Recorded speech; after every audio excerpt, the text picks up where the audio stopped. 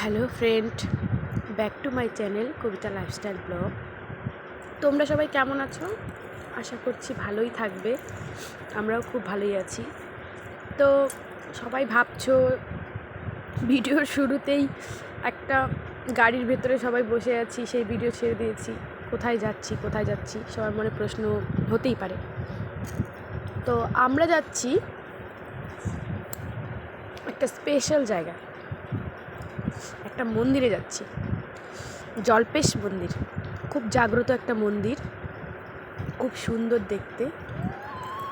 এই যে আমার ভাস্তির মুখে প্রসাদ দিতে, বাড়িতে অনুষ্ঠান করবে, তো ওর বলে মানুষই ছিল জল্পেশে পুজো দেওয়ার। তো সবাই বললো তাহলে মন্দিরেই মোকাই ঠেটা করে নে, তারপর বাড়িতে অনুষ্ঠান করিস।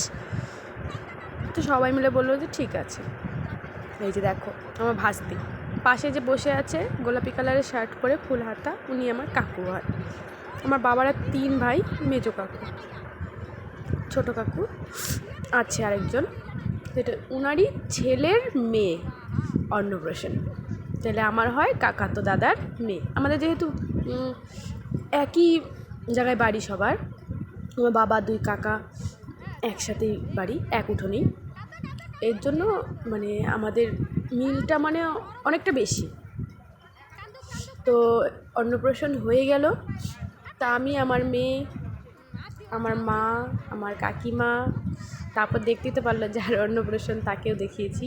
এই যে আমার ভাস্তি, সবাই মিলে আমরা এই মন্দিরে গিয়েছি। যাই হোক, ভালো লাগলো গিয়ে। অনেক দিন পরে জল্পেশ মন্দিরে গেলাম। এর আগে একদিন গিয়েছিলাম, তখন জল্পেশের টাইমে মেলা ছিল, কিন্তু মেলা শেষ হয়ে গেছিলো, তারপরে গিয়েছি। তখন আবার আমার ভাগ্নে যে ছিল, ভাগ্নের একটা মানুষই দেওয়ার সোনার টিপ ছিল, সেই টিপটা দেওয়ার জন্য। এই যে আমার কাকু এখন প্রসাদ খাওয়িয়ে দিল। আমার কাকু খাওয়ানোর পরে তারপরে ওর দাদু খাওয়াচ্ছে। এটা হলো আমার বৌদির বাবা, উনি খাওয়ানো হয়ে গেল। উনি খাওয়িয়ে দাওয়িয়ে এখন আবার কী করবে, এখন আশীর্বাদ করছে। তারপরে দেখো প্রসাদ খাওয়ার পালা। এখানে আমার মেয়ে প্রসাদ নিয়ে একাই প্রসাদ খাচ্ছে। মানে প্রচুর, এত গরম, তবুও খিচুড়ি খাচ্ছে।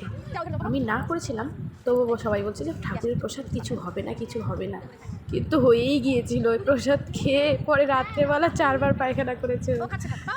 গরমটা তো দেখতে হবে। তো কিছুতেই মানছিল না, একাই প্রসাদ খাচ্ছিল। দেখো না, একাই নিয়ে আসছে। যাই হোক, ওর বাবা পরে আসছিলো, সেই ভিডিওটা তোলা হয়নি। লাইভ ভিডিও করেছিলাম ফেসবুকে, সেখানে দেখা হয়েছিল। যাই হোক, পরের দিন সকালবেলা উঠেই বারান্দাটা লেপে নিয়েছি, যেহেতু শনিবার ছিল।